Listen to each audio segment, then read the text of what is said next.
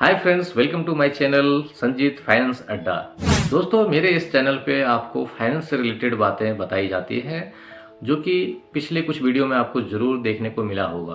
तो दोस्तों, इस वीडियो में आपको कुछ फाइनेंशियल टिप्स दे रहा हूं जो कि आपके लाइफ को बिल्कुल चेंज कर देगा, आपके फाइनेंशियल गोल को अचीव करने में मदद करेगा, आपका फाइनेंशियल मैनेजमेंट में आपकी हेल्प करेगा।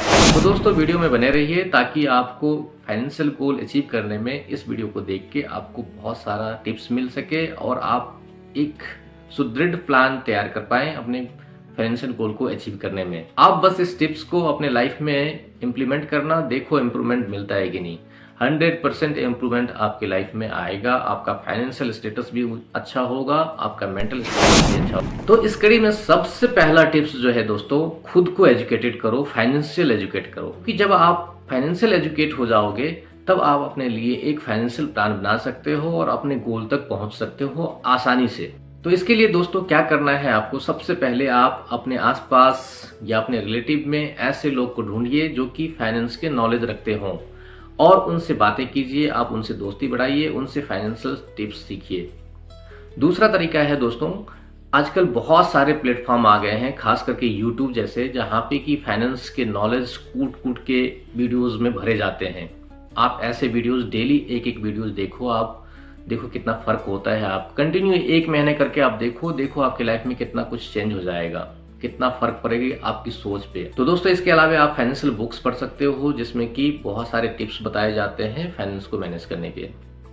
इस तरह आप कंटिन्यूस आप 1 महीने 2 महीने 6 महीने करोगे जब, तो आप जरूर फाइनेंशियल एजुकेटेड हो जाओगे। जब आप फाइनेंशियल एजुकेटेड हो जाओगे तो आप अपने लिए एक अच्छा सा फाइनेंशियल प्लानिंग बनाओ, एक गोल सेट करो, आपको किस ढंग से लाइफ में आगे बढ़ना है, किस ढंग से आपको अपने गोल को अचीव करना है।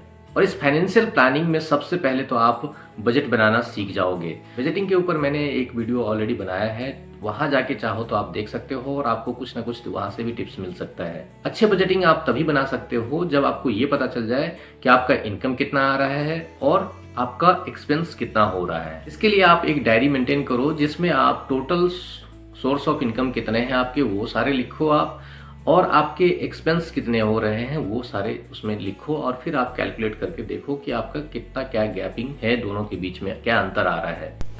जब आपको अपने इनकम और अपने एक्सपेंस का पता चल जाएगा तो आपको बजट मैनेज करने में बहुत ही आसानी होगी और आप अच्छे से उसमें आप नीड्स के ऊपर कितना खर्च करना है, वांट्स के ऊपर कितना करना है और सेव कितना करना है, ये सारे आप डिसीजन आराम से ले सकते हो। दोस्तों, बजटिंग के दौरान आपको एक बात तो बिल्कुल भी नहीं भूलना चाहिए, आपको एक फंड बनाना है, वो है इमरजेंसी फंड। इमरजेंसी फंड के ऊपर भी मैंने वीडियो बनाया है, आप चाहें तो उस वीडियो को देख के कुछ टिप्स वहां से हासिल कर सकते हैं। आपको इमरजेंसी फंड बनाना ही पड़ेगा क्योंकि इमरजेंसी कभी भी बता के नहीं आती है। कभी भी आपके साथ कुछ ऐसी हैपनिंग, कुछ ऐसी घटनाएं घट सकती हैं जिसमें कि आपको एक फंड की, एक रकम की जरूरत पड़ेगी और आप उसके लिए या तो लोन पे भागोगे या रिश्तेदार के पास जाओगे। अगर रिश्तेदार ने मना कर दिया तो आप कहाँ जाओगे, लोन लेने जाओगे। और लोन आपको हाई इंटरेस्ट रेट पे मिलेगा जो कि आपके लिए उस सिचुएशन में बहुत ही डिफिकल्ट होगा, जो कि बहुत ही तकलीफ वाला होगा। तो इस प्रॉब्लम से निपटने के लिए दोस्तों आपको इमरजेंसी फंड बनाना चाहिए। तो दोस्तों, एक सवाल उठ के आता है कि इमरजेंसी फंड कितना बनाना चाहिए। तो इसके लिए कोई फिक्स फार्मूला नहीं है। कुछ लोग कहते हैं कि आपका जो मंथली इनकम है उसका 6 टाइम होना चाहिए। इमरजेंसी तो हो सकता है आपकी जॉब चली जाए या फिर कोई मेडिकल इमरजेंसी आ जाए, तो कम से कम 6 महीने तक आप इजीली सरवाइव कर पाओ। तो इसीलिए कुछ लोग कहते हैं कि आपका एक मंथ में जितना खर्च होता है उसका 6 टाइम आपके पास कम से कम इमरजेंसी फंड होने चाहिए। लेकिन दोस्तों, मेरा मानना है कि आपका इमरजेंसी फंड इतना होना चाहिए ताकि आपकी इमरजेंसी आराम से उससे निपट जाए। और इसके लिए कुछ नहीं करना है, आपको बस अपने नीड्स, वांट्स और सेविंग में से थोड़े थोड़े से पैसे निकाल के आपको इमरजेंसी फंड में जमा करते जाना है। और हर महीने आप रेगुलर करते जाते हो तो आपका एक समय आएगा, बहुत बड़ा इमरजेंसी फंड बन के तैयार हो जाएगा। दोस्तों, इसी में आगे एक पॉइंट निकल के आता है कि आप अपने हेल्थ का भी ध्यान रखो। और हेल्थ का ध्यान आप फिजिकल एक्टिविटीज़ करके, अपने डाइट को ठीक से रख के, अपना लाइफ स्टाइल ठीक रख के रख सकते हो। लेकिन इसके अलावा भी दोस्तों कुछ बुरा हो सकता है लाइफ में, या तो एक्सीडेंट हो सकता है या फिर कल हो सकता है कि हम ना रहें। तो इस सिचुएशन से निपटने के लिए हमें हेल्थ इंश्योरेंस और लाइफ इंश्योरेंस जरूर लेना चाहिए। दोस्तों, जिस तरह आप अपने लाइफ को प्रोटेक्ट कर रहे हो, इंश्योरेंस का कवर ले रहे हो, उसी तरह आप अपने एसेट का भी कवर लो। आपके पास जो जमा पूंजी है उसका भी कवर होना चाहिए। कहने का मतलब ये है कि उसका भी इंश्योरेंस होना चाहिए। दोस्तों, अगर आपके लाइफ में कुछ ऐसी घटना घट जाती है जिसमें आपके एसेट का लॉस हो जाता है, जिसमें आपकी जमा पूंजी का लॉस हो जाता है, तो उस समय यही इंश्योरेंस आपको काम आएगा। आपके एसेट के ऊपर जो इंश्योरेंस किया गया है वो आपका इस लॉस को पूरा कर देगा। इसलिए आप अपने संपत्ति के ऊपर भी इंश्योरेंस कराओ। दोस्तों, सबसे पहले आप एक गोल सेट करो। आपके लाइफ में आपको क्या क्या चाहिए, आपको क्या क्या अचीव करना है, उसका एक लिस्ट बनाओ। टू डी लिस्ट बोलते हैं उसको। उस टू डी लिस्ट में मेंशन करो आप, क्योंकि जब आप गोल सेट कर लोगे ना तो आपको बहुत इजी हो जाएगा उस गोल को अचीव करने के लिए। आपको जो भी करना पड़ेगा, चाहे आपको फाइनेंशियल नॉलेज बढ़ाना पड़ेगा, चाहे आप बजटिंग करना पड़ेगा, चाहे और भी कोई तरीका होगा, तो आप उस गोल को अचीव करने की कोशिश करोगे। इसलिए लाइफ में गोल होना बहुत ज़रूरी है। चाहे वो आप फाइनेंशियल गोल की बात करो या फिर और भी किसी तरह का गोल हो आपके लाइफ में, तो वो गोल आपके लाइफ में जरूर होना चाहिए। बस ध्यान इतना रखना चाहिए कि आपका गोल जो है वो रियलिस्टिक होना चाहिए। ऐसा नहीं कि कुछ भी आप कल्पना कर लो और ऐसा हो जाए आपके लाइफ में, ये पॉसिबल नहीं है। हाँ, कुछ लोग अलग होते हैं कि वो कुछ जो सपने देखते हैं और उनके सपने साकार हो जाते हैं, वो पूरे हो जाते हैं। कॉमन लोगों के लाइफ में वो गोल रियलिस्टिक होना चाहिए ताकि वो गोल तक आसानी से पहुंच पाएं। दोस्तों, आजकल की जो लाइफ है ना, उसमें एक ट्रेंड सा बन गया है कि हमें लोन लेना है और लोन लेके ही सब कुछ करना है, क्योंकि लोन भी इजीली मिल जा रहे हैं, आसानी से मिल रहे हैं। तो इस दौर में दोस्तों हमें लोन से या तो बिल्कुल बचना चाहिए या फिर उसको बारीकी से समझ के ही लोन लेना चाहिए। क्या हमें ये लोन ज़रूरी है लेना, हमारे लाइफ के लिए ज़रूरी है? अगर ज़रूरी नहीं है तो ऐसे लोन से आप बचो। दोस्तों, अगर लोन लेके आप कुछ ऐसा एसेट तैयार कर लेते हो जो कि आपको रेगुलर इनकम जनरेट करके दे रहा है, तो वो लोन आपके लिए वरदान साबित होता है। लेकिन इसी के अगेंस्ट उल्टा जब आप लोन लेके ऐसे चीज़ में यूज़ कर देते हो जिसका कि आपको इनकम नहीं मिलेगा, या फिर आप उसको खा पी के एंजॉय करके ख़त्म कर देते हो, तो आपके लिए एक कर्स बन के, अभिशाप बन के आपके जीवन में आएगा। तो इस बात को जरूर ध्यान में रखें कि लोन जो ले रहे हैं आप, वो आपके लिए क्या जरूरी है या नहीं है। इस पे आप एक बार विचार जरूर करें लोन लेने से पहले। अब अगर आपने लोन ले लिया है तो उसको जल्द से जल्द निपटाने का कोशिश करें। उसके लिए आप सबसे पहले हाई इंटरेस्ट वाले लोन को ख़त्म करो। लोन तो किसी भी तरह का आपके पास नहीं होने से आप ज़्यादा कंफर्टेबल फील करोगे। इससे आपका मेंटल हेल्थ भी स्ट्रांग रहेगा, आप साइकोलॉजिकल भी स्ट्रांग रह पाओगे। अब लोन से दोस्तों याद आ रहा है मुझे, जो कुछ लोग क्रेडिट कार्ड ले लेते हैं, क्रेडिट कार्ड का यूज़ करते हैं। तो क्रेडिट कार्ड का यूज़ करना गलत बात नहीं है अगर आप उसका स्मार्टली यूज़ करते हो तो मैक्सिमम लोगों के साथ ये देखा गया है कि क्रेडिट कार्ड ले तो लेते हैं बट उनको सही ढंग से उसका यूज़ करना नहीं आता है। और इस केस में दुनिया के सबसे बड़े जो इंटरेस्ट रेट वाला लोन होता है वो क्रेडिट कार्ड का ही होता है, जो कि लगभग 40% 45% तक हो जाता है अगर आप टाइम पे नहीं करते हो तो। और इसके साथ साथ आपका जो क्रेडिट स्कोर होता है, सिविल स्कोर होता है, वो भी खराब होता है। और जब आप क्रेडिट कार्ड से पेमेंट करते हो, ऑनलाइन पेमेंट करते हो, तो आप अनवांटेड चीज़ें जो होती है वो भी खरीद लेते हो, क्योंकि आपके जेब से पैसे नहीं जाते हैं, कैश में पैसे नहीं जाते हैं जो आपको दिखाई दे वो। तो कोशिश करो कि आप क्रेडिट कार्ड को अवॉइड करो। अगर क्रेडिट कार्ड यूज़ करना है तो स्मार्टली यूज़ करो।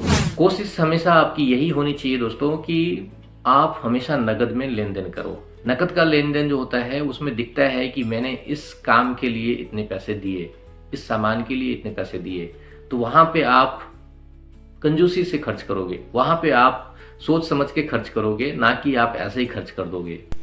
हाँ, अगर आपको ऑनलाइन परचेस करना है तो आप ऐसे चीज़ों को सेलेक्ट करके, खासकर ग्रोसरी आइटम जो है वो ऑनलाइन परचेस करो। इससे आपको क्या होगा, जो बहुत सारे रेट अलग अलग स्टोर पे अलग अलग रेट रहेंगे, आपको कंपेयर करने का भी एक मौका मिलेगा और वहाँ पे आपको जो चीज़ें चाहिए वही आप परचेस करोगे। क्योंकि होता क्या है कि हम मॉल में जब जाते हैं या फिर शॉपिंग कॉम्प्लेक्स में जाते हैं तो वहाँ हम कुछ ऐसे चीज़ भी खरीद लेते हैं, ऑफ़र के चक्कर में कुछ डिस्काउंट मिल रहा होता है उस पर, या फिर जो नहीं भी चाहिए हमें वो भी खरीद के उठा के ले आते हैं। तो आप ऑनलाइन शॉपिंग में इन चीज़ों से बच जाते हो। तो कोशिश करो ग्रोसरी आइटम आप ऑनलाइन शॉपिंग करो, ताकि आपको अच्छी क्वालिटी मिले और चीप रेट में मिल जाए और आप अनवांटेड शॉपिंग से भी बच सको। दोस्तों, शॉपिंग पे ही एक और टिप्स है कि आप ऐसे सामान का परचेज जो कि आपको अगले 6 महीने में, 3 महीने में, मतलब दूसरे सीजन में आपको ज़रूरत है, उसका आप ऑफ सीजन में शॉपिंग करो। जैसे कि फॉर एग्जांपल कूलर लेना है आपको, कूलर की ज़रूरत हमें पड़ती है गर्मी के टाइम में। अगर आप उसको सर्दी के टाइम में, सर्दी के सीज़न में आप खरीदते हो तो आपको अच्छे खासे डिस्काउंट पे मिल जाएगा। कोशिश यही करो कि ऐसे सामानों की एक सूची बनाओ आप, और ऐसे सामानों की खरीदारी आप हमेशा ऑफ सीजन में करो ताकि आपको अच्छे से अच्छे डिस्काउंट मिल जाए। दोस्तों, शॉपिंग वर्ड ही ऐसा है, खरीदारी वर्ड ही ऐसा है कि जिस पे जितनी बातें करो उतना कम होता है। आप चाहे शॉपिंग कितना भी कर लो, आपका दिल नहीं भरेगा।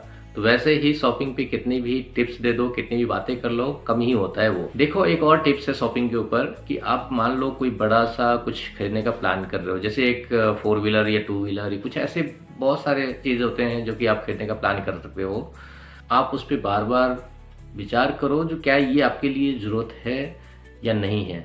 आपको इसकी ज़रूरत अभी भी पड़ेगी या फिर कुछ समय बाद पड़ेगी। आपके पास प्रॉपर इतना फंड है कि नहीं उस आइटम को खरीदने के लिए, और कहीं लोन तो नहीं लेना पड़ रहा है, कितना लोन लेना पड़ेगा, इसका यूटिलाइज क्या होगा।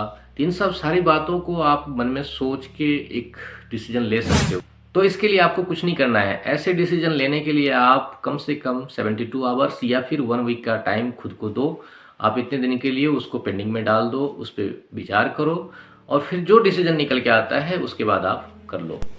दोस्तों, आप जब फाइनेंशियल बजट बनाओगे अपने लिए तो उसमें सेविंग का बहुत बड़ा रोल रहता है। आप एक बार सेविंग करना शुरू कर दो। आप बोलोगे सर मेरा तो पेमेंट अभी 5,000, 10,000, 15,000, 20,000 ही है, बहुत कम है, मैं इसमें कैसे मैनेज करूं?